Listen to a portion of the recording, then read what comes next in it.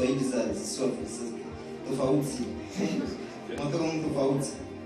Sasa tunasoma maandiko ili tusome maandiko yenye tofauti nayo. Kwa hiyo mtu akitofauti sawa. Ndio tunasoma na wewe mtu akitofauti. Ili Mungu akubariki kitofauti. Ili Mungu apandishe katika ngazi za juu kitofauti. Mwambie tu mwenzako tofauti. Maana unasikia folia tofauti. Mwambie tu tofauti. Maana mwenyewe unarudia kunasema tu tulikuwa mcelebration gani? Amen. Unaambia tulikuwa mcelebration kule ni. Amen. Tulikuwa maadoration za. Ndio maana nikatoka na baraka yenyewe iko. Na ndio maana ndabarikiwa kitofauti. Na ndio maana utapandisha promotion kitofauti. Ce sont des choses différentes qui doivent se faire. Jérémie, le chapitre 1, du premier verset au 7e verset, j'ai dit au nom de Jésus-Christ qui t'a sauvé. Parole de Jérémie, fils de Hilkidja, l'un des sacrificateurs d'Ammonites dans le pays de Benjamin. La parole de l'Éternel lui fit adresser au temps de Josuas, fils d'Amon, roi de Juda, et au 13e année de son règne. Et au temps de Joachim, fils de Josuas, roi de Juda, jusqu'à la fin de 11e année de Sédécia, fils de Josuas, fils de Juda, jusqu'à l'époque où Jérusalem fut emmenée en captivité au 5e mois. Verset 6, je répondis, ah Seigneur, mais voici, je ne sais point parler, car je suis un enfant. Et l'Éternel me dit, ne dis pas, je suis un enfant. Amen. Ne dis pas, tu es un enfant. Tu n'es pas un enfant. C'est l'ambiance du ciel parce que les mariés vitofauti na mimi nifaike. Tu n'es pas un enfant. Alléluia. So ikala sasa ukitia kwa kifalme kwa shoko mtoto. Ikala ukitia kifalme mzuri na ikala mzuri. Parce que ngizu kona ikala pale ndio vile ngizu kona ikala pia mustabilite yako. Uko ikala pia mu benediction yako. Uko ikala pia mustabilite. Quand tu entres t'asseoir, tu t'assois aussi dans la stabilité. Tu t'assois aussi dans le trône que Dieu t'a réservé. Est-ce que ton mot prophétique a passé ne quitte ya ou machapo. Quitte ya machapo. J'aime des cris prophétiques. Ne quitte ya machapo. Aïe aïe aïe. Ce que j'aime de Dieu, c'est quoi? C'est que lorsqu'on est dans l'église, lorsqu'on est dans la présence de Dieu, tout ce qu'il fait est prophétique, est personnel. Nanikia tofauti. Alléluia. Quand on est dans la présence de Dieu, tout ce qu'il fait Nikia tofauti. Anasemaka tofauti. Uza wengine. Alléluia. Anakujibiaka tofauti. Anakupatia vitu vyenye viko tofauti. Kwa comprendre que na maisha kunaanza kuwa tofauti. Alléluia. Quand on va passer dans le mariage Neiko.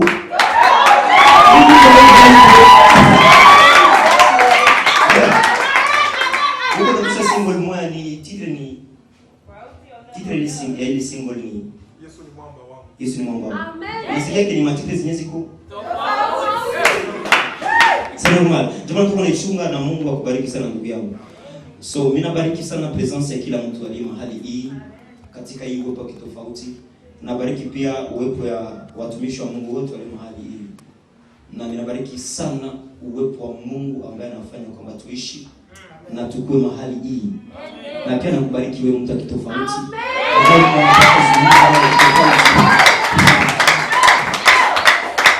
Ulifanya maya yako yote kabisa mimi naiwa. Ulikuwa na maprogramu za mingi ukaacha. Lakini kwa declare ke mbingu nayo Mungu nayo aache mbingu zake. Afisike maisha yako, afisike projet zako. Mali tunasoma ni teme yenyewe nilipata tunanye kitu tofauti. Amen. Kawaida. Parce que ilikuwa kitu kenye kiliwaka ndani ya roho yangu. Nikasema kuna mtu inapiga barikiwe jioni hii ya leo. Amen. Nashukuru sana jeunesse ya église ensemble Bethel kama ni coordination yao ndio maana tuko hapa, ndio maana nasalimu wepo ya president na kwa makamati yote kabisa, Mungu awabariki sana. Lakini pia c'était en coordination na collaboration yenye iko Imperial Strength na Zoom Weme haiko hapa, ni ibada ya kanisa hii iliyo hapa. Ndio maana nashukuru pia presence ya mtumishi wa Mungu kwa Fikiri. Asante katikati yetu, unaweza shima just na una pepe just mkono kwa Fikiri.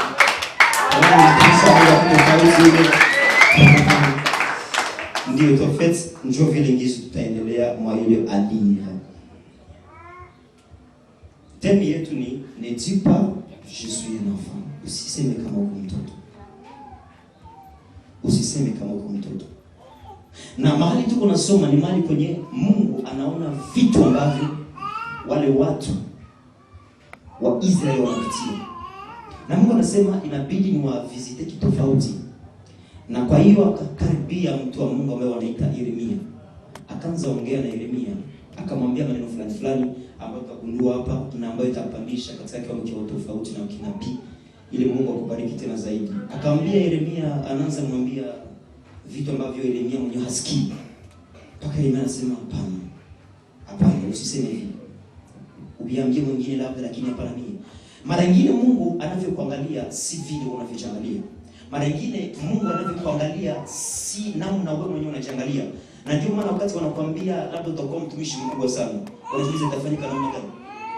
Unakuwa kama Maria ambaye wanamwambia utamzaa mtoto ambaye atakuwa Yesu, mwokozi wa dunia, lakini unajiuliza itafanyika namna gani? Kwa maana akalikili zako hasiambatane na vile unakwambia. Mara mingi hesabu zako na hesabu za Mungu ni tofauti. Kwa maana hesabu za Mungu anaangalia nguvu aliyotia ndani yako, ijapokuwa wewe unaona madhaifu unayo na unaonekana madhaifu ambayo ndugu zako walikwambia, madhaifu ambayo jamaa na mtu fulani alikwambia tu, akakwambia kama vile tu unajazwa hautaweza maisha. Akakwambia jua vile unaishi lakini hakuna ukubwa. Hadi na wewe mwenyewe unarudi kwenye shamba yako unasema tu, kwa ukweli alisema kweli hakuna kitu. Maana reality na circumstance inaweza kuambia kitu. Lakini leo hii nilikuwa nasema inabidi tujiulize, wala tukuje tujue Mungu naye anasema, wazazi wameongea, mwenyewe umeongea, mahali unaishi hayo pekee inaongea, taabu unayopitia yoyo pekee inaongea. Hauna wakati wa mtu akuprofitizele ke huko hali mbaya, hapana. Wewe mwenyewe unaangalia mazingira, hadi wewe mwenyewe unasema, "Je, nilikuwa sindikiza watu wengine?" Lakini katika mazingira yale yote Mungu ana langage ingine kitofauti. Alléluia. Dieu a un autre langage que ce que toi tu as. Dieu a un autre langage que ce que toi tu as. Dieu a une autre interprétation des choses que toi tu as. Uko na interpréter les problèmes ça vile ngizi kifo yako, lakini Mungu uko na interpretation nyingine ya problème yako. Ndio maana wakati Yesu yuko anatembea, Biblia yangu inaniambia kwamba akakutana mtu ambaye alikuwa kipofu, wakasema wametuma kumwambia, "Je, kipofu ni kwa sababu alifanya dhambi ama ni kwa sababu mtu fulani katika jamaa yake alifanya dhambi?" Lakini Mungu akamwambia, si yeye ama si mtu mwingine alifanya dhambi, lakini ilikuwa kwa ajili utukufu wa Mungu uonekane. Acha niseme kwa hivi, shida unayopitia uko na interpretation yako. Wanadamu uko na interpretation maisha yako, lakini leo unashika interpretation ya Mungu kwa sababu ya ndio visita. Même si les gens ont parlé, ni wakati Mungu aseme hapa. Hata watu walisema chochote chako, ni wakati pia Mungu aseme. Haleluya. Wamesema, wameongea, lakini ni wakati Mungu naye tumsikilize anasema nini. Ni wakati umesema bien, ninachunga Mungu aseme pia. Ndio maana ya Ayubu anaweza kusema na mon rédempteur est vivant et il s'élèvera même les derniers. Même si tu es arrivé au bout et que watu wanakuona kwamba haufai, watu wanasema vile nyizi hauna hali, hauwezi kukanisha mbele ya watu, watu wanakuambia utaweza maisha gani? Utafanya nini? Uko na shida leta. Mwambie tu niko na shida leta, lakini na mimi siku moja nitakufikishia. Acha nikwambia kwamba wakati Yesu alikuwa anatembea kumai, Biblia declare que juste Petro akasema na mimi natembea sawa wewe. Inawezekana mkianza kila siku ukula tafuta. Mais essaye quand même, parce que en essayant tu vas aussi marcher. En essayant tu vas aussi marcher. Il est commerçant où essayer, ça va tenir. C'est commerce là, essayer, ça va tenir. Alléluia. Bali watu wenye biko na demanda emploi zenye batapana upime itawezekana. Upime itawezekana. Tunaangalia biashara kidogo ile kwa wazia. Uko nasema na ima mianzo ndafanya nini? Lakini na ile ni kidogo yako. Mungu naye mtumikia acha kutendea miujiza. Na ile kidogo yako. Ilikuwa tu samaki 5. Ilikuwa tu samaki 2 na mikate 5. Lakini ililisha watu na watu. Acha nikwambie ile provision Mungu alitia mikono yako. Hata ni ya kidogo hivi. Ya kidogo hivi. Lakini utafanya kitu tofauti. Haleluya. Yeremia wanamwambia Mungu anakuja, lakini mbele nizungumzie Yeremia ama nizungumzie Mungu anayemzungumzia. Acha nipapatie context yenye ilikuwa ndani. Ndio maana wewe mwenyewe unaandika ni vema tena zaidi sana, kwa maana hii itaanza kusema wakati nitakubariki mu generation ambayo zitakuja. Biblia inasema ce qui est à reconnaître c'est que mon contexte yenye kunaongea ndani ni que il passage tukilocaliser mon histoire tu vas comprendre que il faut tenir une identité dans la Jérémie pour que tu élèves bien qu'est-ce que cela veut dire. Jérémie, qu'est-ce que cela veut dire? Jérémie veut dire ceci: l'Éternel s'élèvera. Amen. C'est ça qui veut dire Jérémie. L'Éternel s'élèvera. Ou encore, ça veut aussi dire ceci: élevé par l'Éternel. C'est qui? Ça veut dire d'abord l'Éternel s'élèvera, ou ensuite ça veut aussi dire élevé par l'Éternel. Soit l'Éternel s'élève, ou l'Éternel élève quelque chose ou quelqu'un. Et donc, Jérémie veut juste dire ces deux définitions: l'Éternel s'élèvera, ou encore l'Éternel élève, ou encore élevé par l'Éternel. C'est pourquoi pale kwenye watu walikuwa chini acha Mungu kusimamisha. Yes. Pale kwenye watu walikutupa wakakuwa chini, Mungu kusimamisha. Mnazoea kusema toujours que problème haiko kuachiwa. Problème ni mikono itakupokea kisha kuachiwa. Problème haiko kukataliwa. Problème ni nani atakuitika ukishakataliwa. Problème haiko kupoteza, lakini mwenyewe atakurekiperea, atakurekipa ukishapotea. Asa heureusement wewe sasa ulipotea mwa programu zako ukapotelea kwa presence ya Mungu. Ndizo ulipotelea huko. Lorsque Dieu te localise et qu'il t'amène à la profondeur des choses. Parce que lorsque Dieu agit pour toi et agit en toi, il finit par s'élever. Jérémie. Alléluia.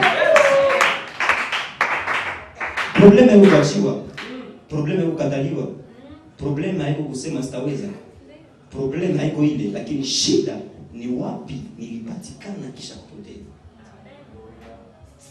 Biblia yangu inasema kwamba kulikuwa mtu katika Agano la Kale wanaenda wakamzike, lakini walipofika kule fujo ya vita ikawa mingi mpaka wakatupa mtu. Wakamtupa tu. Mwele kumtupa malheureusement kwa hao, malheureusement na heureusement kwa yeye niki alianguka kwa mifupa ya mtu mwenye alikuwa anabeba upako ya Mungu. Amen. C'est pourquoi j'aime encore de plus en plus hizi mtumishi wa Mungu alikuwa anasema tunabeba sie mifupa, tunabeba mifupa. Asante sana mtumishi wa Mungu fikie. Sasa tunabeba mifupa, na ile mifupa ambayo tulikuwa nabeba ina upako kubwa, na ngizi na upako kizuri ulianguka katika mifupa ambayo ina upako. Acha Mungu de plus en plus il pourquoi retrouver hapa ifanye kitu tofauti maisha yako. Jérémie veut dire juste l'Éternel s'élèvera, ou encore élevé par l'Éternel. Dieu va aussi t'élever. Dieu va aussi t'élever. Amen. Kwa hiyo nasema amina na nakuvala mwili. Dieu va aussi t'élever. Unaona kama mimi nimeuza magari, kuna vichwa tatu. Kuna tatu. Wala wana mikono tano tano. Ndio maana mangatabi ya mingi wanakiraka ya mingi. Niko na mikono 2 sawa, macho 2 sawa, na wengine habana tazo, lakini wanaperce maisha. En fait, Jérémie, moi, il contexte, Jérémie, c'est une personne particulière. Pourquoi? Parce qu'au-delà que son nom veut signifier l'Éternel s'élèvera, ou encore au-delà que l'Éternel veut aussi, son nom veut signifier aussi élevé par l'Éternel, c'est aussi une race personnelle dans laquelle il va confondre na Yesu mu Nouveau Testament. Paka mu Matthieu 16, 14 wanasema, sasa naona Yesu wanasema, est-ce que huyu yuko Yeremia? Ni mtu gani wa vile? Mwenye baangalie Yesu batatone, banze tatone. Est-ce que yuko Yeremia huyu? Est-ce que c'est pas Jérémie vraiment? C'est que Yeremia alikuwa mtu mwenye kwa kitu tofauti. Na wewe ningependelea hii wakati utoke mdogo kwa kitu tofauti paka akikuona ba cause confusion est-ce que aba ndio wale walikuwa na vraiment wala que ce soit la grâce qui t'attrape. Au-delà de ça, c'est que Matthieu va très loin jusqu'à donner l'accomplissement des deux prophéties. Avec précision. Zinaja accomplir prophétie mbili za Jérémie zinaja accomplir mu Matthieu. Premièrement ni massacre ya watoto mu Matthieu 2 17 à 18 na deuxièmement ni prix ya rachat même ya trahison yenye shida alifanya ile prix Jérémie alikuwa ameprophétiser mu Matthieu 27 9 wanaonesha tena de plus en plus que Yeremia. Maana tukazungumzia Yeremia ni mtu mwenye haiko mtu wa kawaida. Haiko mtu wa kawaida. Ukaangalia identity ya Yeremia, unakomprendre que ni mtu mwenye alikuwa mtu na utu wake wote. Kama napenda kwa hii profesi mbili za Yeremia na Bwana. Ya kwanza ilikuwa ya massacre ya watoto Bethlehem. Ile profesi ilieshape Yesu kwa juu wakati ni walikuwa watoto wote Yesu akaeshape. Je vais aller très loin mpaka ni wakati tulipata opportunité kupokea mwokozi mu Afrika. Jésus est venu en Afrique parce qu'un homme a prophétisé Jérémie. Akaenda bakakimbilia wapi? Balikimbilia Egypte. Or Egypte c'est en Afrique. Cela veut dire que quand tulipata opportunité à ce que mwokozi apumue hata 2 secondes hivi mu Afrique. Ni kwa juu mtu mwenye anaita Jérémie. Aliprophétisa. Amen. Je vais aussi dire ceci. Inawezekana que mumeshaka mtu ni vikavu. Lakini j'aimerais déclarer des paroles prophétiques. Afin que là que tu ne pouvais pas arriver, tu puisses aussi arriver. Amen. Si tu vas toucher les choses par rapport au commerce, je déclare que tes mains soient bénies au nom de Jésus. Amen. Si tu vas entrer dans une relation, je déclare que cette relation t'apporte des choses de bonheur. Amen. Si tu vas faire sortir des chansons, haitakuwa manyimbo nyimbo tu ya kuimba, itakuwa nyimbo ambayo inadegaje upako mpaka wabarikiwa.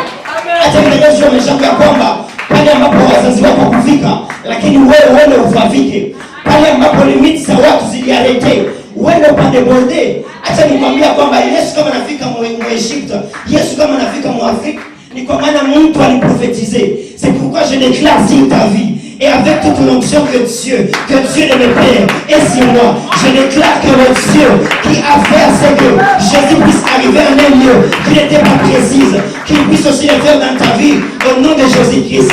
Même que les hommes te disent que c'est fini, ce n'est pas fini parce que Dieu aimerait investir des choses nouvelles. Jérémie alikuwa ameprophétiser na Yesu ifanye afiki. Or Yesu haikuwa kulinganisha na Yeremia. Lakini neno ya Yeremia inampatia Yesu oda. Acha nikwambie kama wewe neno utatoka mkinywa wako itapatia oda watu ambao ni wakubwa sana kusoma. Amen. Namna gani tulinganisha Yeremia na Yesu? Lakini neno aliyosema Yesu alitimiza. Acha ufanye kitu ambacho utaongoza watu wenyewe wangepasha kuongoza. Malgré ile vitu vya hauna makapasite, lakini wewe ndio ule uko directeur na diplome yako tu, parce que haiko makosa yako, ulikosa kaza kusoma ukafikia mu diplome tu, na wengine labda ulikosa kusoma kisha mprimaire. Acha hata kama uko na ile limita, watu ambao wanakushindia grade masomo nini, waongoze pia. Inawezekana. Atakwambia nini? Ni kupitia hiyo baraka zako ziko. Haleluya. Amen. Haleluya. Amen. Sasa mimi ningependa upandishe level. Au mtoto na ngiza huko mtoto, hata kama mtu ni mtoto para rapport yako mu miaka, kama ana neema ya Mungu, msadiki vile na neema yake. Yes. Kuna watu waliwapewa kuongozewa, walipewa kwa mamlaka ya kuongoza na umsamini umsupport. Haleluya. Amen. Haleluya. Amen. Haleluya. Amen. Ile neema ikamata na wewe pia. Jérémie c'est une personne particulière. Mais plus encore, l'identité à Jérémie, au-delà ya kukua ile majina tumesema, Jérémie aussi ni alikuwa mwana wa Hilkija. Hilkija ni mtu tofauti kwa maana ukiingia katika profondeur, wanatoka tena ki alikuwa wa sacrificateur d'Anotot. Ba sacrificateur d'Anotot, il est Anotot juste, cela veut dire réponse aux prières. Anotot veut dire réponse aux prières. Asa Jérémie alikuwa na pia mwa ile ville ya Anotot. Ville zaidi kwa ville Anotot ilikuwa ville ya Walevite ba Benjamin. Or Benjamin pia inamaanisha nini? Benjamin inamaanisha le fils de ma droite. Paka wao mwenyewe sasa unasoma Yeremia ni nani? Unaangalia kama ni mtu mwenyewe ni wa kitofauti. Lakini katika utofauti wake wote ule, Mungu anakuja mbele ya Yeremia, anamwambia Jérémie, va, je t'envoie. Lakini Yeremia anasema, je ne sais pas parler, je suis un enfant. Est-ce que mtu kama na wewe tunamaliza soma hapa, angelikuwa na wakati wa kuongea vile? Alikuwa na wakati. Ni mtu mwenyewe pekee, anatoka inchi kwanza. Inchi yake ilikuwa inchi ya Benjamin, na ile inchi ilikuwa na maanisha inchi ya wana wa droite, le fils de ma droite. Au-delà de ça, alikuwa mvili ya vile ambao wanaita les réponses aux exaucements. Zaidi ya ile yeye pekee, jina lake l'Éternel s'élèvera, ou encore élevé par l'Éternel. Lakini mwambie vitu vyote wakati Mungu anamwambia sucha, lakini yeye anakuambia Mungu, mimi siyui. Sema, na zaidi ya kustuiwa sema, niko mtoto. Anaongea vile. Mu circonstance walikuwa natafuta ongelea mleni ya kwamba ongelichua circonstance ni que c'était dans un moment décrit au verset 2 et 3 comme étant qui n'était pas facile. Ilikuwa wakati yenyewe walikuwa même mtumwa. Lakini ile wakati yenyewe Mungu naye anasema, haleluya. Mwa ile utumwa, mwa ile persécution, ni wakati pia Mungu anasema. Je m'en j'aime toujours dire ceci, un moment difficile peut fermer ta bouche, mais ne peut jamais fermer la bouche de Dieu.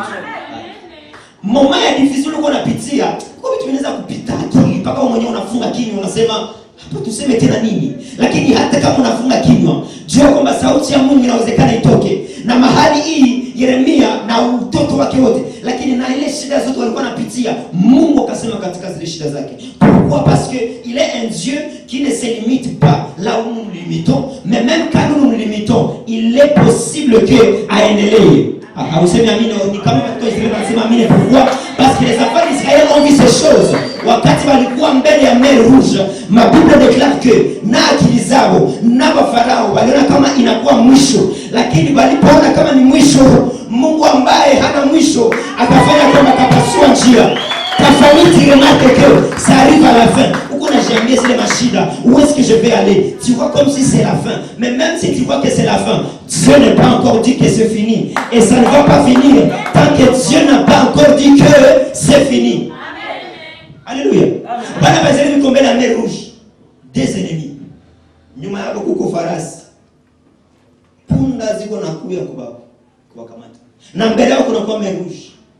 Lakini angalia maarifa ya Mungu ambaye anayekubiri. Ni Mungu ambaye anapasula mer rouge, kisha wanapita, kisha mer rouge inazika wale wenye walikuwa mbali.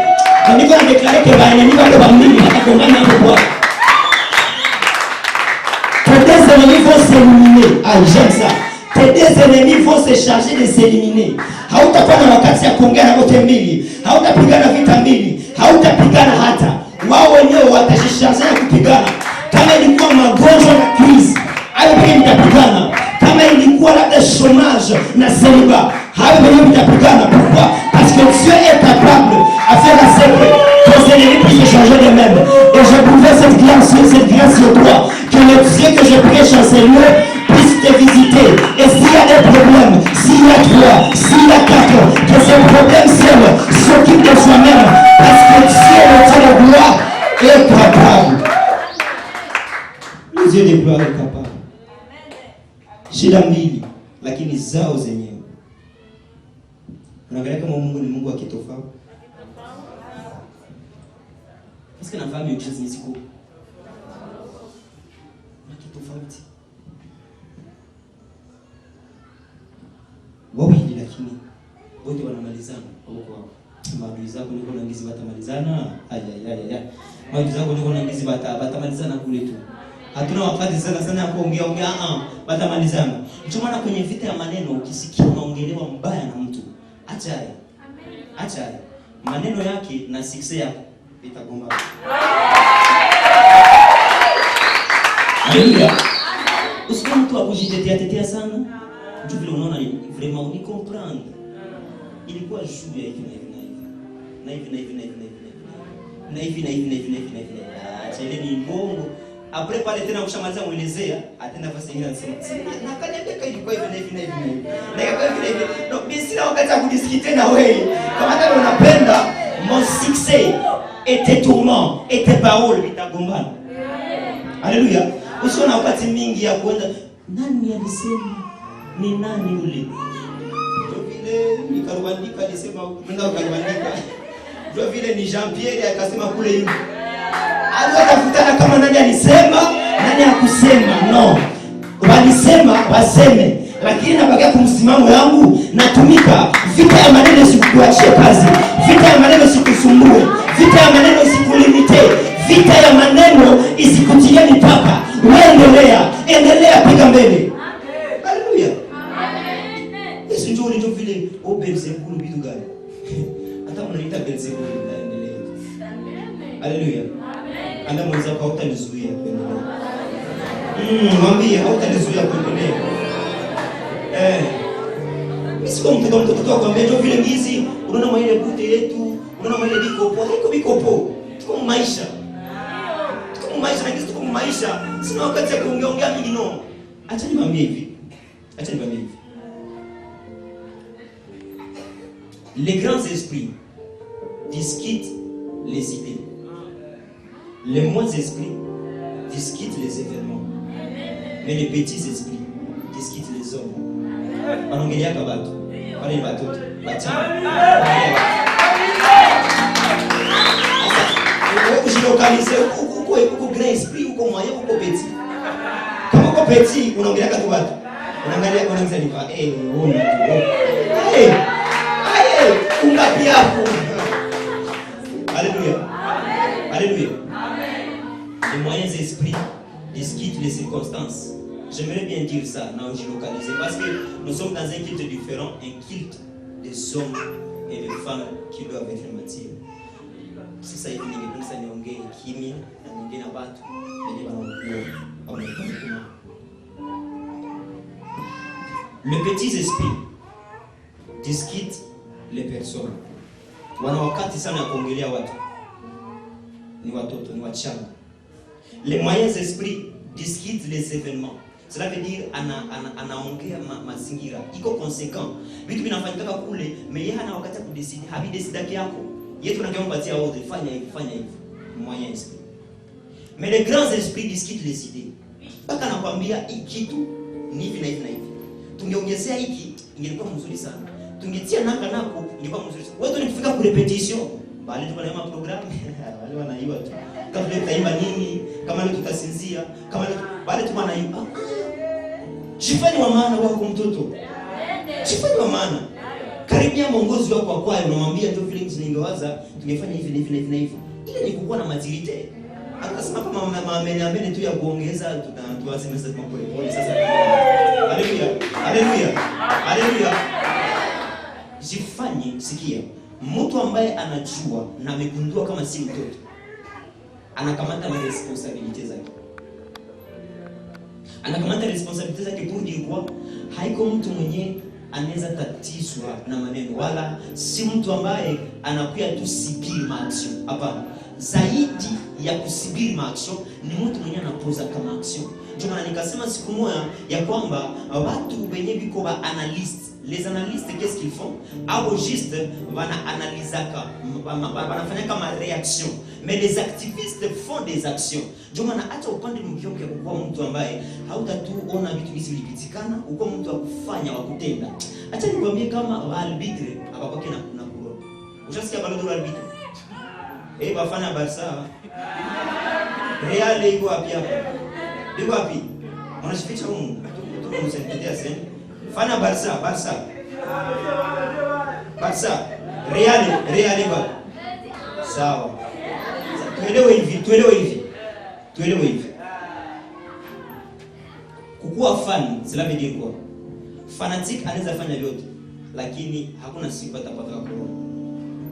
Fanatique anaweza kuomba hata kwa nchi ya ekipi yake. Paka unasema nini? Anaweza tagombana juu yake. Lakini wafande habana pale.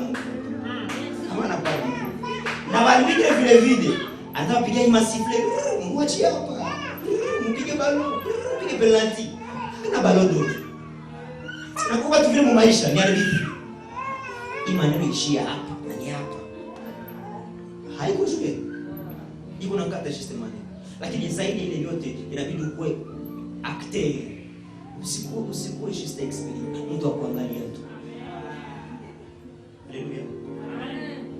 Kwa sababu namna ya kuongea mtu wala namna ya kushikamata mtu mu assembly ngizenza shibia. Unaweza unakaa ni mtoto wala mtu.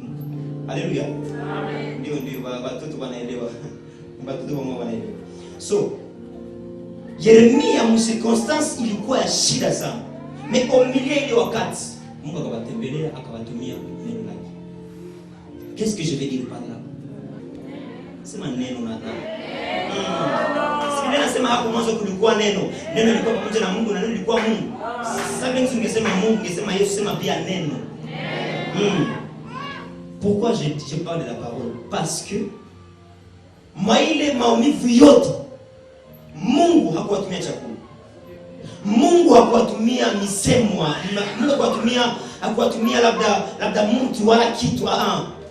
Mungu akatuma neno lake ili liende likatangazwe kitu wala mali fulani. Acha nikwambia kwamba resolution ya problem zako zote ziko maneno. Matimilivu wala problem unaipitia, resolution yake yote iko mparole. Iko mparole. Mais malheureusement, hauna nafasi ya kupatia neno. Pourquoi? Parce que Dieu est le Dieu qui ne se limite pas lorsque nous on se limite. Parce que yeye anaweza sema tena hata kama sisi tumejilimite. Zaidi ya ile c'est que là qu'on finit, là qu'on voit des obstacles, lui il peut voir des opportunités. C'est la particularité de notre Dieu. Là qu'on voit que hapa kukonjo mwisho yetu, lui il voit que c'est l'opportunité pour que Pharaon asikusumbue tena. Là que tu vois que c'est un problème yenye natutatiza moyo wako mpaka usiku ulale, usiku unalia, usiku vile mchana. Lakini ile problem yako wewe unaona problem, Mungu anaona opportunity. Na kwa naingiza anaona opportunity, hailete kingine, anailetea neno. Kitu kimoja anailetea neno. Ndio maana asubuhi wala magharibi ya leo ningependa nitangaze vitu vikubwa sana katika maisha yako. Na niseme ya kwamba pale kwenye ulitumikisha nguvu sana, acha Mungu atumikishe neno lake kwa kuponya wewe. Pale kwenye ulitumikisha waganga wengi sana, umeshapenda nafasi yote. Mungu hakuna tafuta makuta ya kuuza tu. Aseme hizo nakwambia ndio vile hapa kwenye tuko ni hivi na hivi na hivi na hivi, hakuna samaki. Hizo nakwambia kwa shule masamaki babitu wanaanza sema mbona hata tuko na makuta fulani habitatosha. Pour dire que idée yao ilikuwa ni kutafuta makuta. Mbele ya Yesu ilikuwa ya makuta. Yesu ilikuwa neno la parole. Asa acha nikwambie ndugu yangu mpendwa, maisha yako haitaendelea bila neno. Haitaendelea bila neno. Sio utabakia mtoto tu. Ukubwa kukomaa inakuwa katika kusikiliza maneno ya Mungu. Njoo kukomaa. Hapana ile ya kusoma maneno ya Mungu wakati ni wanakuambia njoo vile kitu unafasoma Mathayo, unatafutia Mgenesi, unatafutia Mathayo kumbelebele Mathayo. Iko wapi? Unaanza pa Biblia yote haujue. Lakini unadumu mkanisa.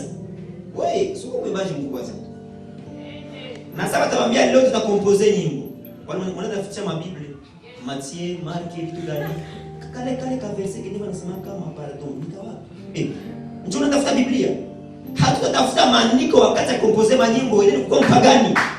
Ni kukua mpagani. Inabidi maandiko ya Mungu iishi ndani yetu.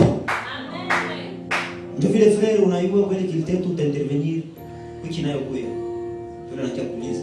Ile bana mitibia ka samaki na waka hasamaki maandiko, lakini watu ni mhubiri tu. La parole de Dieu doit demeurer nous. Pourquoi? Parce que Dieu, lorsqu'il veut nous sauver, lorsque Dieu veut nous délivrer, lorsque Dieu veut nous guérir, il passe par la parole. Anapitia kaneno. Sasa unamesha neno utakuwa namna gani? La parole de Dieu. Ningelipenda niinsister pale na kuzungumza sana parce que c'est l'objet même de ma mission kukuwa mahali hii. Wakati wote natoka ninaenda mahali fulani, Mungu kunipa ujumbe fulani. Na kati ya vitu ambavyo nilihitaji ni kuzungumzia na ni insiste ni parole. Hatuna maisha ya parole, hatuna. Hatuna maisha ya parole. Wewe uko kidini tu. Uko kidini. Parce que nilisema tena mali nyingi wakati tulikuwa naomba mali fulani. Nikasema quoi différence entre être un religieux et être un chrétien. Beaucoup de gens nous sommes des religieux. À tout pour Christ. C'est d'engagner. Un religieux, qu'est-ce qui lui réjouit? N'est que là, c'est pour ça qu'on programme. Là, c'est pour ça. Où est le religieux? Ça, c'est la religion qui va t'imposer les programmes. Mais Jésus, ce qu'il t'impose, c'est une vie sanctifiée. Jésus, ce qu'il t'impose, c'est une vie de prière. Jésus, ce qu'il t'impose, c'est l'abandon des péchés. Jésus, ce qu'il t'impose, c'est la purification. Jésus, ce qu'il t'impose, ce sont les disciplines par rapport à sa vie. La religion va t'imposer les programmes. La religion va t'imposer la répétition. La religion va t'imposer même les coutumes. Mais ce que Jésus va t'imposer, c'est une discipline de l'homme accompli. Hatutachoka kusema kwa ajili ya zambi. Uko msherati hata unaimba simu uko naingia. Hatutachoka kusema juu ya zambi. Uko mzinifu hata unaimba hayo simu uko naingia. Vile ngizi frère si hatupasula rido lakini tulipata mama annex frère. Kisha prepare le lendemain ile dimanche tunakuja kwa repetition. Unajua laana haiwashai kumwili. Haiwasha unataka kutawashiwa laana. Mungu unalaaniwa. Ila kwa kukia imba, kukatumikia Mungu na hauna maisha ambayo yanatakasika ni kulaaniwa. Na haitakuwa kumwili, itakuwa normal tu ça c'est beau. Lakini laana iko kwako. Nitajimanifester avec le temps. Il t'a manifesté avec le temps. Tu nous as beaucoup distrait. Tu nous as beaucoup montré que tu es chrétien alors que tu ne l'es pas. On t'a appelé à des programmes, tu étais toujours là. On t'a investi, mis dans des programmes, tu étais toujours là. Mais tu n'es pas chrétien. Tu es un religieux. Tu ne manques pas au programme de l'église. Bakakuita kwa église au takosa. Bakakwambia uko na mapiti. Lakini uzinifu uache. Hauache. Lakini kwa nasema hapa avortement ngapi umetosha. Kisha siku unaingia Mungu nyumba, unakosa mtoto, unaanza omba wote vile ingizi sasa vile ana Mungu baba. Unibariki. Ana alikuwa ameavorte sawa. Sara alikuwa ameavorte sawa. Wewe kuna viona mblage tu. Vile si amen basi mimi nakuwa vile vile. Nani alikwambia ukumbuke masomo yako kishatia mimba? Nani? Alikwambia ukumbuke kama uko na wazazi wakati ukishatiliwa mimba? Nani alikwambia hivi? Kwani tuko na mawazo ya retard. Tuko na retard ya mawazo. Unachunga yenyewe ndio vile unajua vraiment hapa ifo tu basi unaona ni kufanya haya. Mbona baba mbona au isikia au waza. Alléluia. Amen. Sinon tu es un enfant. Si tu ne penses pas, j'aime ça. Une des choses qui va prouver que tu n'es plus un enfant, c'est de savoir comprendre qu'est-ce qui peut venir après tous tes actes. Une chose qui va permettre à prouver que tu n'es pas un enfant, c'est lorsque tu sauras toujours qu'est-ce qui va venir après tes actes. Ukiwa mtu ambaye unapoze matendo bila kujua na kuelewa nini itafanyika kisha matendo yako, jua ngali mtoto. Watu wakubwa ni watu ambao wanawaza, wanajiambia nini naweza fanya hiki kitendo, lakini kisha kitakujua. Waliokomaa ni watu ambao waliacha ile mawazo ya kitoto. Mtoto hana lazima umwambie inabidi ni moto nilunguze ili ajue kama moto ni moto. Lakini wewe mtu umeugua na unajua ya kwamba ukifanya kitu fulani kitaproduce, na kati ya mielekezo ya kuonesha maturity yako, kwa kwanza ninakupatia nukta ya kwanza ya maana ya kuonesha kwamba uko mtu ambaye umeugua ni wakati utakuwa na capacity ya kuangalia nini inaweza tokea nyuma ya matendo yote. Kile kitu cha kwanza. Kitu cha pili kitaonesha kwamba wewe ni mtu ambaye umekomaa na umeugua ni wakati ambapo utajua kutia kila kitu kwa nafasi yake. Haleluya. Wakati unajua tia kila kitu kwa nafasi yake, pale ni preview ya kila kitu kwa nafasi yake. Ni katika kukuwa na patience ya kujiambia kwamba vitu vingine vitakuwa resolve na wakati. Sitasukuma sana vitakuwa resolve na wakati. Na kitu kingine maturity ni wakati ya kujua kwamba Kitu ambacho mimi nakipanda inabidi nikivune. Haleluya. Ile ni preuve ya maturity. Kitu mimi napanda leo inabidi nikivune kesho. Alléluia. Alléluia. Malheureusement, on fait preuve de l'immaturité. On fait preuve de l'enfance. Même quand on dit que la terre est informée vide, Dieu a s'y créé avec la parole. Ukiangalia maisha ya mtu wa Yeremia, utagundua ya kwamba mwele Yeremia 1:5 vitu vitano vyenye Mungu alifanya mbele ya Aishi. Na ni vile vitu ningependa ujue ili ujue ya kwamba kweli haukuzaliwa kwa azari. Hapana. Haukuja kudunia hapa kwa azari. Ulikuja fanya kitu, inabidi kitu kifanyike. Ukitoka kwa dunia waseme mtu fulani alikuwa kanaishi katikati yetu. Haukuzaa sapanya tu vile ingia mnyuma tu na sisi tu. Tunatenga dunia. Hii dunia ni dunia ya watu. Na ni dunia watu wanatumika. Ni dunia watu wenye wiko na impact. Ni dunia watu wenye ni roho. Haleluya. Amen. Kile kina influence dunia hii ya leo haikutumili. Ni roho. Na ni watu wenye wiko na maesprit superior tu wiko na influence na impact. Umependa kuchirati sana. Sana. Umependa sana. Kwa shona kiushatu tesi kwa tu mkaza kitu. Hatutasikia harufu. Hatutasikia sasa vile kusikia, lakini uko na jaribisha maisha kwa peke. Kama utapita bila trust kwa hiyo. Haleluya. Kukomaa ni kwenda kugundua kwamba kama niliishi kuna kitu kiliacha Mungu anafanya niishi. Ile ni preuve ya maturity. Waliokomaa na kupanda katika ngazi ya kuchua ya miaka hata na ya maarifa ni watu walichua kama nilikuja kudunia kuko mission. Alléluia. Je voulais déjà dire à quelqu'un que tu es en mission. Uko en mission, tu n'es pas juste mubalada, hapana. Hatukuja tembea kudunia, hatukuja tembea tuko en vacances kudunia. Uko en mission, il y a une mission pour laquelle Dieu m'a créé, Dieu m'a créé. Non, si vous voulez voyager pour dunia, non. Si vous voulez angalia mnagoka hapana. Nilikuja tenda. Ile maokovokovu ya njoo vile nimekuwa na furaha, niko naenda na nitamwona sisi niko kama zama ngoja vya asubuhi. Hapana. Ile maisha ya Kristo ya njoo vile ngizi kwetu ni mbinguni, kwetu ni mbinguni, kwetu ni mbinguni. Tuko msafari ya kwenda mbinguni. Utakufa maskini.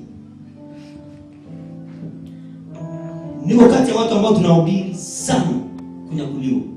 Lakini pia niko kati ya watu ambao wanajua kwamba Mungu aliyetuokoa anaweza kufanya kitu tofauti na sisi.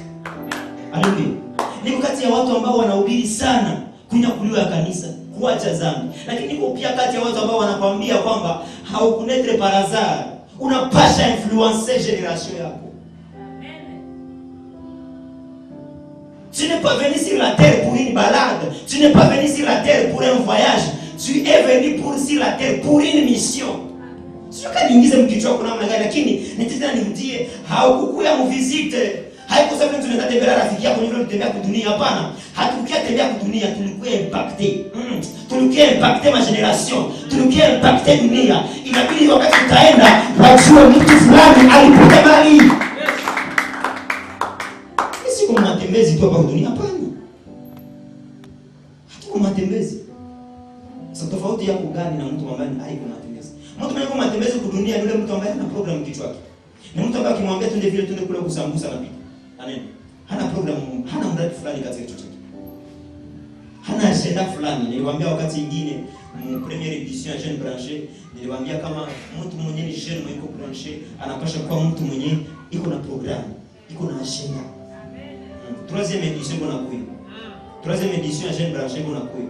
Tulikuwa tumefanya première édition kule kusepa kina salimu watu wote ambao wako hapa wa kanisa. Na tukafanya deuxième édition hapa, troisième édition ya Jeune Branché iko na kuya. Lakini mwa ile hali ni tofauti. Jua kama ukiatembea kwa dunia. Ambia mwenzako usikiatembea. Ama tunazuia tembea kwa dunia. Hata mvoyage hapa ndio vile ngizi yo, nikienda mbaraka, nikienda tembea, niko mpromenade. Hata kupromenade hapa kwa dunia. Tunapasha ishi.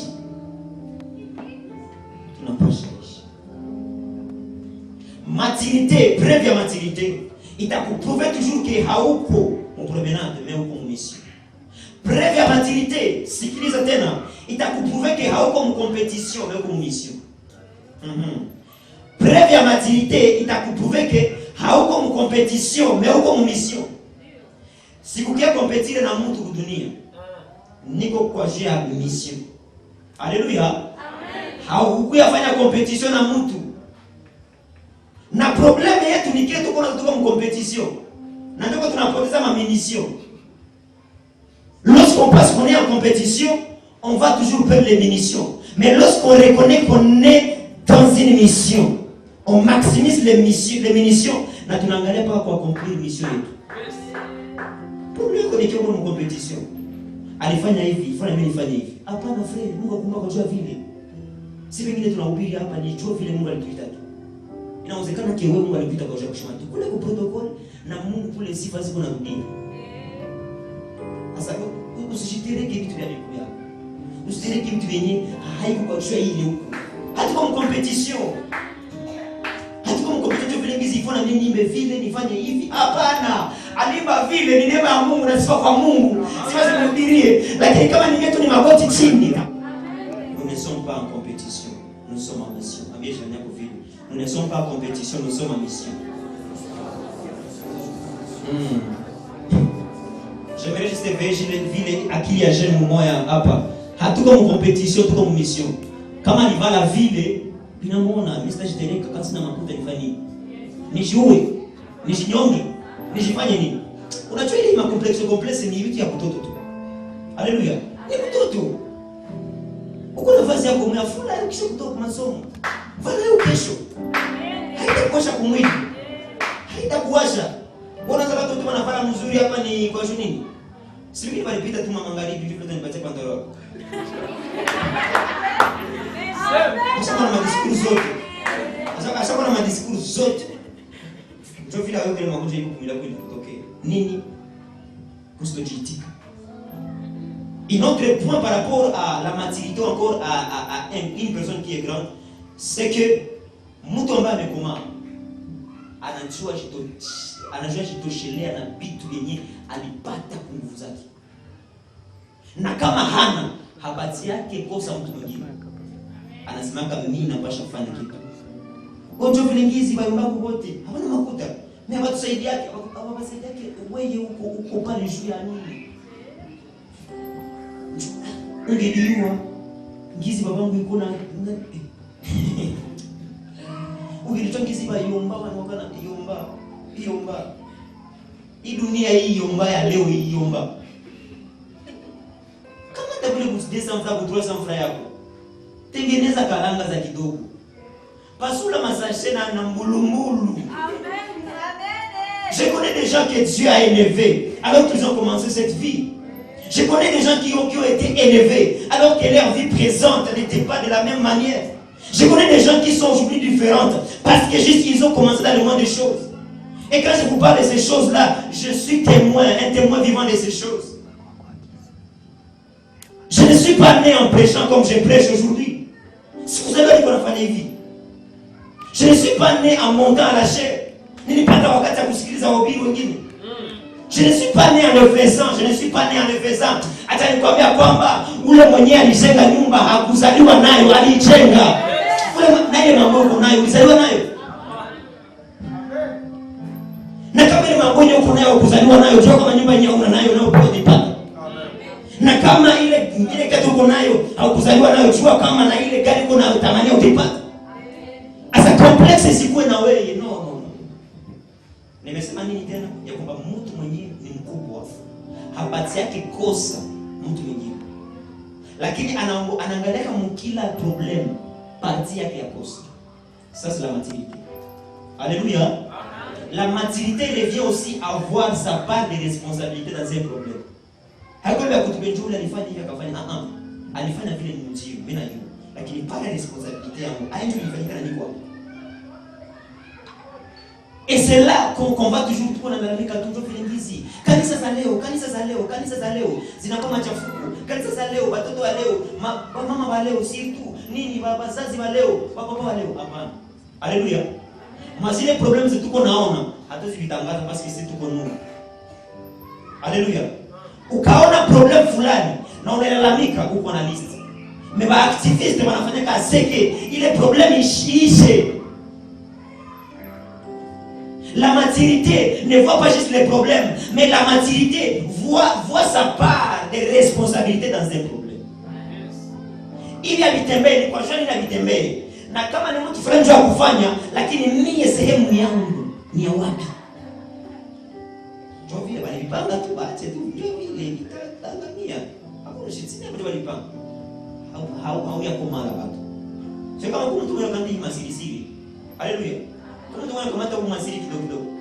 Kwa sababu mtu ile yote hakuna mahubiri ya pili wala ya tatu. Kuna masiri. Un homme qui grandit la maturité ne voit pas des problèmes et les proclame, mais il voit sa part de responsabilité pour résoudre ces problèmes.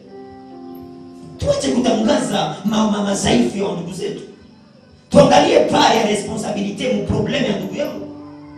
Nuru popote kwenye iko inaangaziaka.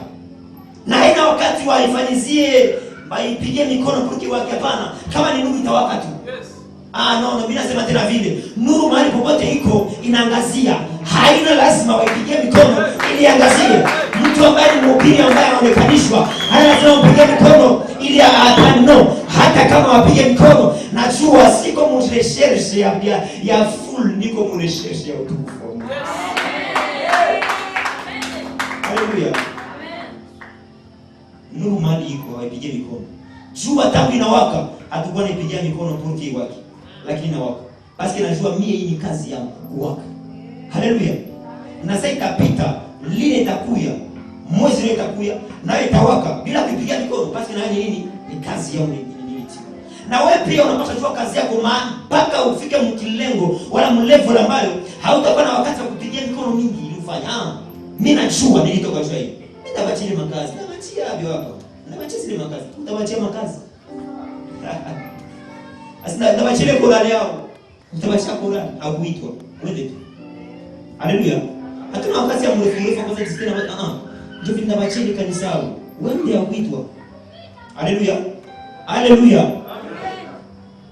J'ai parlé des choses, des 5 choses. Mwenye kuna nafasi ya kuandika tena aandike. Vitu vitano, 5 œuvres préexistantes de la vie de Dieu. Maisha tano ya ama pointi tano za muhimu sana, na tutakuwa tunaenda vers mwisho ile mahali kwa maana saa moja ndio tunabasha consommer mwa hii présence. 5 œuvres de la préexistence de l'homme.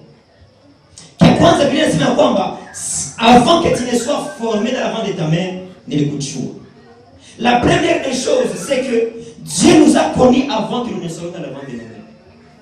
Mbele mama kwa sikia maumivu ya mimba yako, Mungu alikuwa anakujua. Alléluia. Mbele parce que 9 mois utapitia mtumbo wa mama. Lakini mbele ya zile 9 mois kuko Mungu alikuwa anakujua. Kuko Mungu alikuwa anakujua mbele hata watu wajideside kujia couple pour que uzaliwe.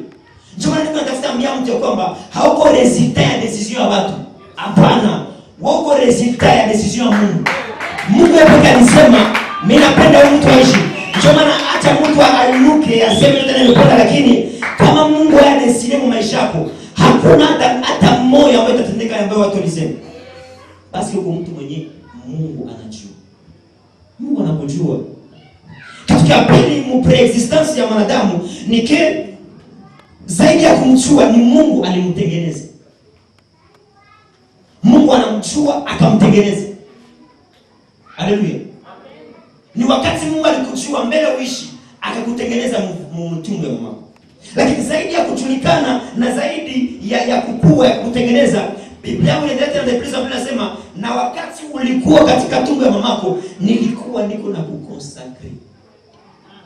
Maanake hata maintenance ya mimba yenye ilikuwa Mungu. Na mwaye wakati Mungu alikuwa na kukonsakre. Or, qu'est-ce que veut dire la consécration? La consécration veut juste dire mise à part pour. Mtu mwenye anatiwa pembeni kwa ajili. Asa na wewe wakati Mungu mbele uishi alikujua, alikutengeneza, akatumika juu yako na akakukonsakre. Ina maana alikuweka pembeni kwa ajili ya kazi fulani. Toka pamoja pale. Na kia tatu, na dakika 5 plutôt na njoo pale mwisho nike zaidi ya consecration alituetabli, na maana alitushimika mahali fulani. Vitu vitano ambavyo vinafanyika mbele uzaliwe, mbele watu wakujue. Mungu anaanza kwanza na kujua. Hata nikwambia kama unajulikana na Mungu, unajulikana na Mungu. Hauna labda jina yako kule Ulaya, hauna jina yako, hauna mtu akaangalia, lakini unajulikana na Mungu. Na zaidi ya kujulikana, Mungu alikufanya. Zaidi ya kufanya Mungu akakutumika hapo, akakonsacrer. Alikutia pembeni kwa ajili ya kitu fulani. Haleluya. Dieu t'a mis à part pour un service. Na ile service ambayo nilihitaji uelewe na kujua. Mungu alituweka pembeni kwa ajili ya kazi fulani. Haleluya. Hauko mwisho hapa dunia. Hauko matembezi. Tu es en mission. Dieu t'a consacré pour une chose. Alléluia. On va lire juste ces passages par rapport à ça et on va finir enfin tunasoma mstari wa mwisho Romains 8. Romains 8e verset. Romains 8 29. Romains 8 29. Nasoma kwa jina la Yesu Kristo. Nasoma kwa jina la Yesu Kristo. Car ce qu'il a connu d'avance, aliowajua zamani, il les a prédestinés, qui a pris, à être semblables à l'image de son fils, afin que son fils, le premier-né, entre plusieurs frères. 30. Et ce qu'il a prédestiné, il les a aussi appelés. 3. La 4e des choses, et ce qu'il a appelé, il les a aussi justifiés. La 5e des choses, et ce qu'il a justifié, il les a aussi glorifiés. Les 5 choses que Dieu fait dans ta vie, mais nous allons dans le canal. Mungu anakuweka pembeni kwa ajili ya kazi fulani. Asa shida ni ya kwamba unafanya kitu ambacho Mungu hakuitia ufanye. Shida ni wakati ambapo Mungu iko na kuchunga ya kwamba wewe uko Israeli mzima. Lakini wewe Gedeoni uko katika kusaga ngano. Unamaliza nguvu za kuokoa Israeli mzima katika kusaga ngano. Gedeoni anasaga ngano. Alors que Mungu alitia nguvu za kuokoa Israeli mzima. Shida ni ya kwamba Mungu alikupatia nguvu ya kuokoa taifa lote la Israeli. Uko unamaliza nguvu ile wapi? Katika kuongoza kondoo za yetu. Shida ni ya kwamba Mungu alikupatia mamlaka na nguvu ya kufanya kwamba uko mvuvi wa watu, uko ndio na vivia samaki. Shida ni ya kwamba Mungu alikupatia nguvu ya kuokoa mataifa na mataifa, uko unamaliza ile nguvu katika kuokoa watu solo. Shida mkubwa sana ni ya kwamba Mungu wewe alikupatia zile ndoto zote, uko unamaliza ile ndoto katika mwanamke Potifa.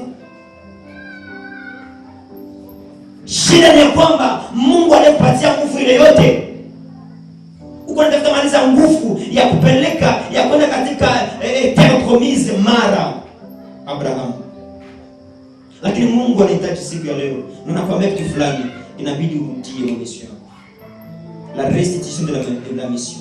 La restitution de la mission. Inabidi leo utoke humu ukijua kwamba nilizaliwa kwa ajili ya kitu fulani na inabidi nikifanye. Je ne suis pas né pour accompagner les autres.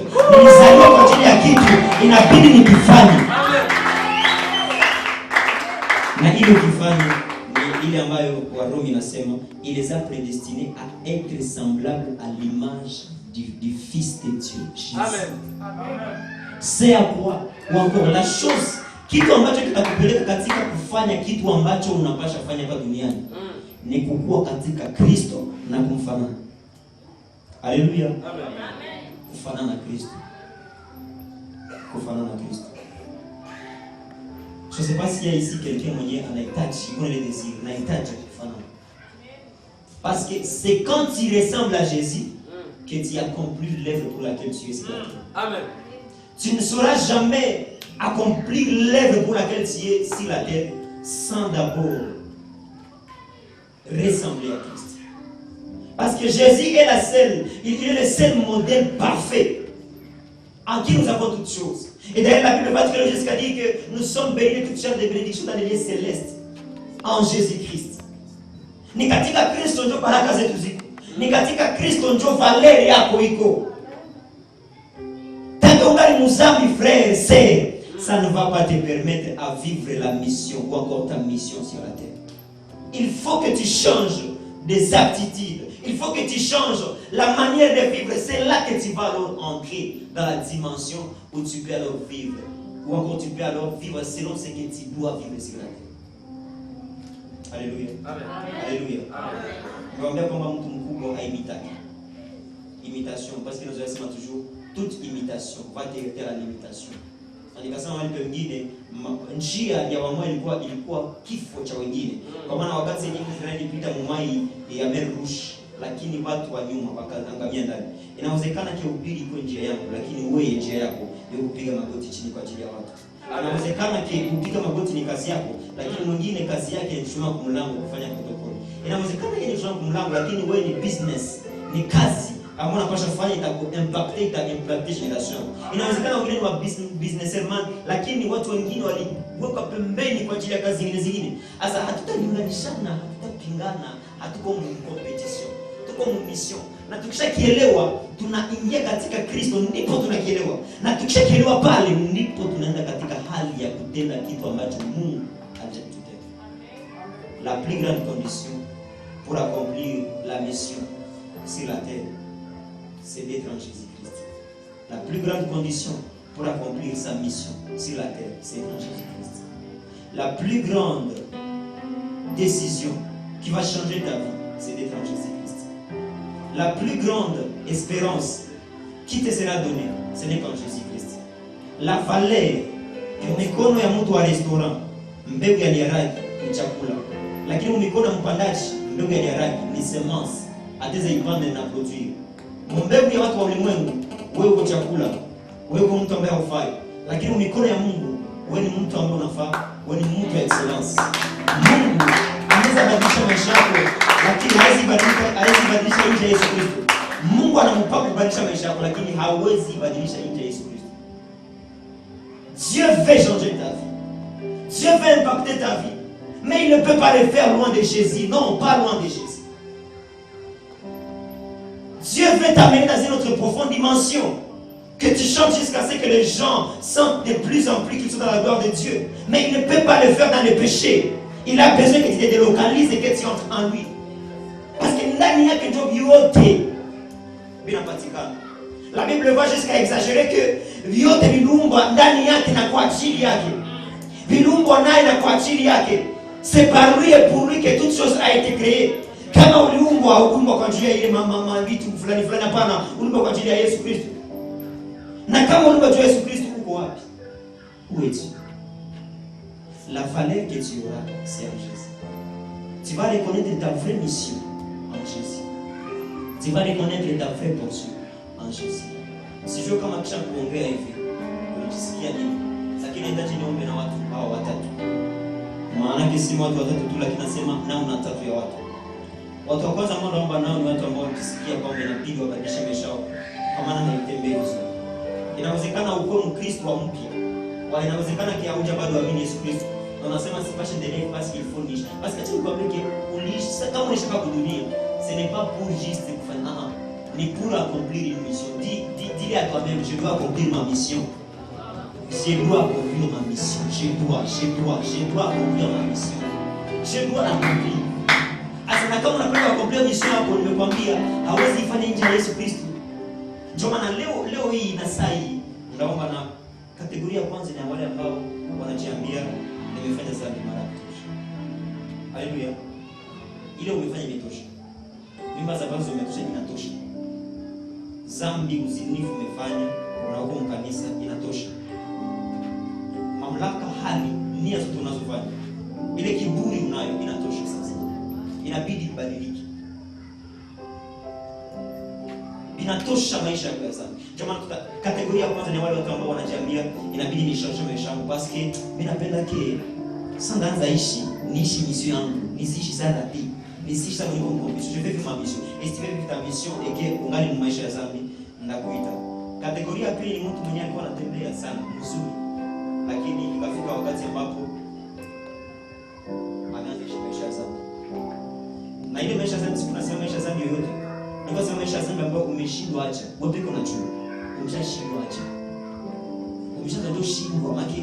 Hapo tu unashambia nifanye haya. Mbona ninakuwa na napendaka niachemezi ile maisha ya vile niko naambia kitu ambacho kimekushinda, ijapokuwa wewe ni Mkristo, ijapokuwa labda unajua, lakini kimekushinda.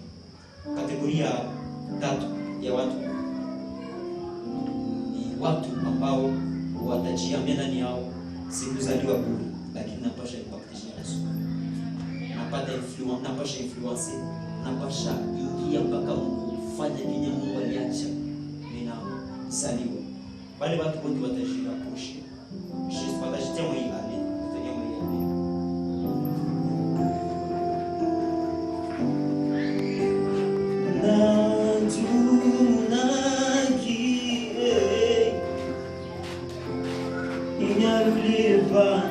hali.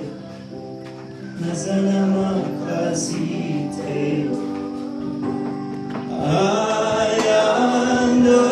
ayandoliga aluka kamatwa makasite aluka kandoa butusi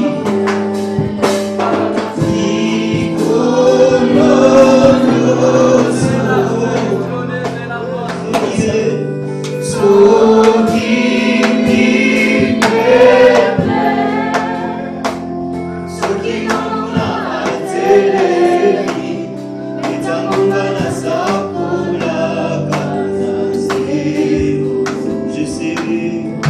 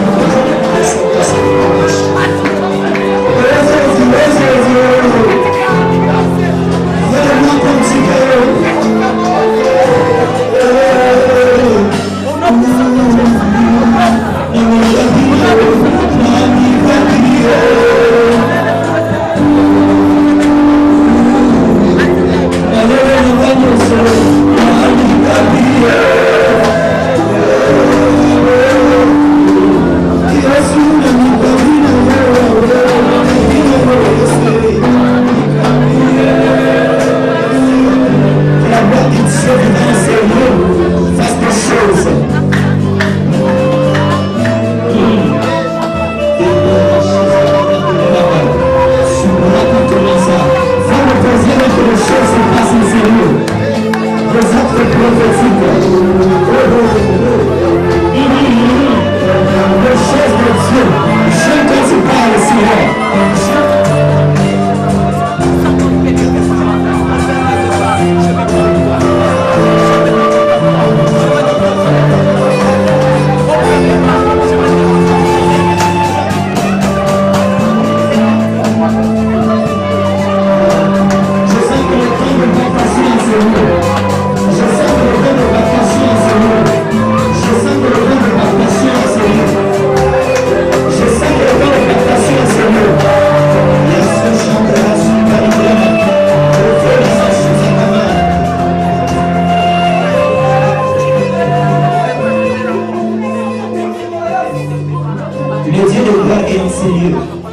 On n'est plus pas un Dieu théorique.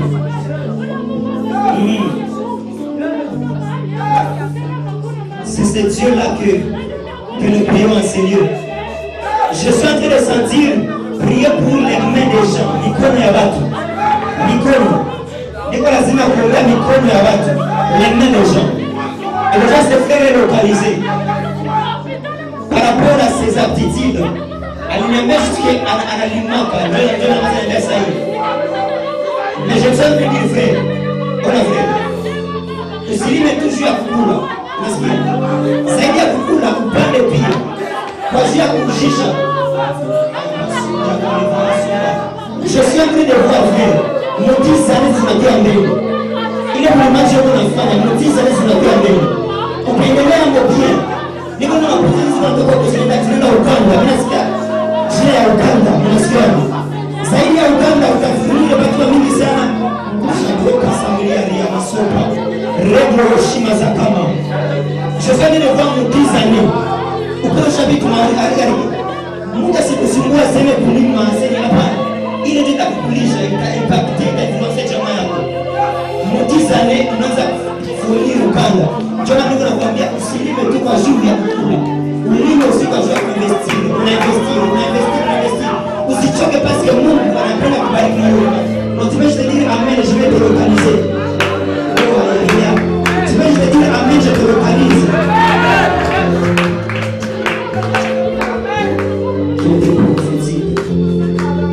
J'aime ça. Frère, apaixonné à rouge. Approchez une fois que la brasse ou comme sous chapitre à ciment. Est-ce que tu peux dire avance? Dis juste avance, je vais avancer. C'est ma toi avance. Dis juste avance. Dis juste avance. Oui. Est-ce que tu vois la fiction?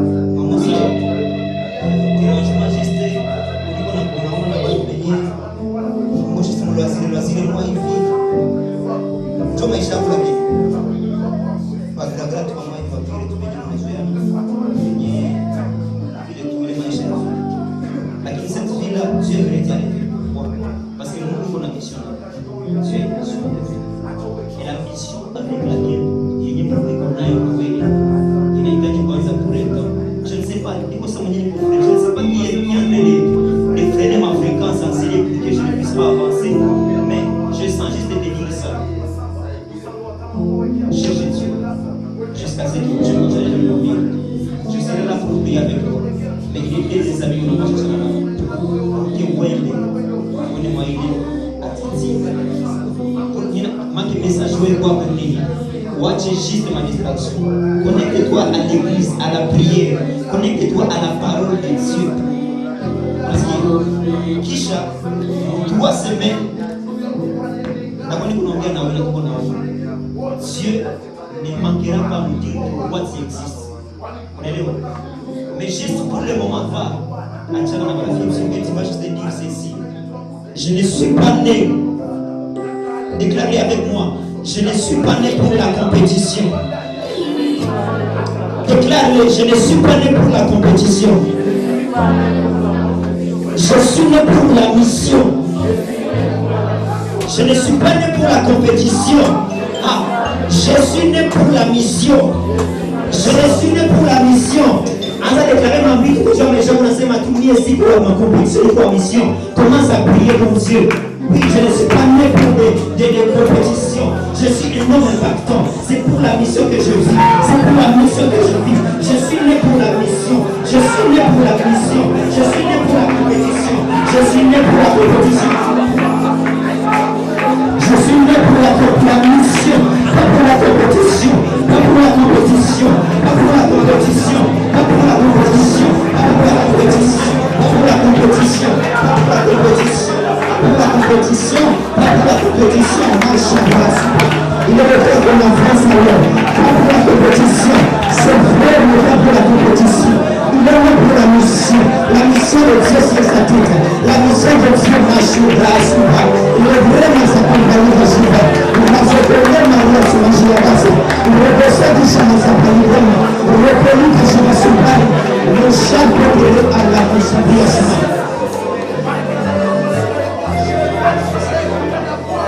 François, je te connais bien, je n'ai pas mis encore sur mon jubilé. Mais tu es en train de me dire par rapport à ton appel. Moi, je suis en train de te voir, je n'ai pas ton appel. Tu es juste en train de me dire, de te localiser par rapport à la précision de ton appel.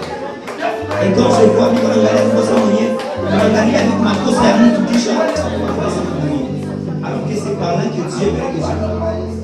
Parce que quand je suis en train de voir, si tu veux, mimi naonekana sana ndio, lakini haiko sana mpaka uniambie kwa sababu mtu mwenyewe anapendwa tu sana na watu bila kujua sababu. Tu vois les gens venir prendre l'estimation. Mais avec cette estimation, j'aimerais juste quoi? Il aimerait que je parce qu'on a réticence, il y a quoi vertir nous bien. Parce qu'on a réticence à dire qu'il est mal. Est-ce qu'on est ensemble?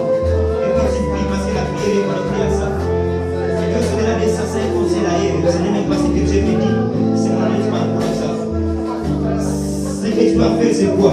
Attache ton dos à la prière. Parce que ce monde n'a pas besoin. Ce monde n'a pas besoin des gens qui vont juste parler. Il a besoin des gens qui vont écouter. C'est pourquoi on a voulu qu'on s'en va ouvrir. C'est bien finalement qu'on s'en va. Rabachouza Kramasopa. On est seulement juste avec moi. Je suis né pour influencer. Déclare-le, je suis né pour influencer. Je suis né pour influencer. Je suis né pour influencer. Et Moïse monte aussi. Je suis né pour influencer. Frère Moïse, et Moïse monte aussi. Déclare encore, je suis né pour influencer. Augustin monte aussi. Dis encore, je suis né pour influencer. Il déclare encore, je suis né pour influencer. Frère monte aussi, je suis né pour influencer. Je suis né pour influencer. Déclare encore, je suis né pour influencer. Je ne suis pas un hasard. Je suis né pour influencer. Je ne suis pas un hasard. Je suis né pour influencer. Commence à déclarer ces choses dans ta vie. Jamais, je suis né pour influencer. Je ne suis pas un hasard.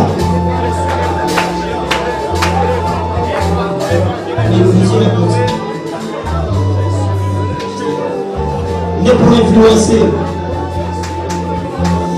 Aïe,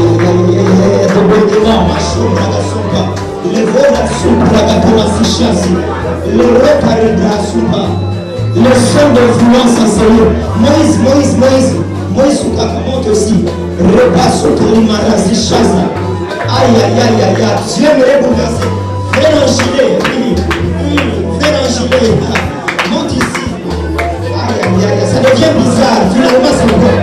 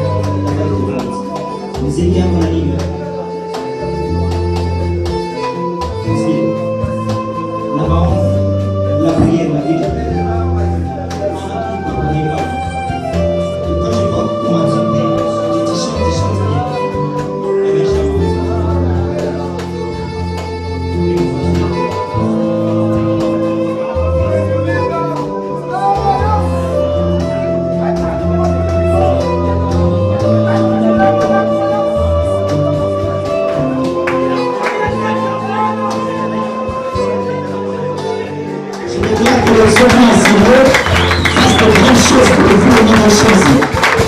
Que le Dieu Seigneur fasse pour vous au nom de Jésus. Vous n'avez pas supporté la bouche à mes gens. Vous ne supportez pas la bouche à l'église. Nous ne supportons pas les gens. Nous n'avons pas de bouche là.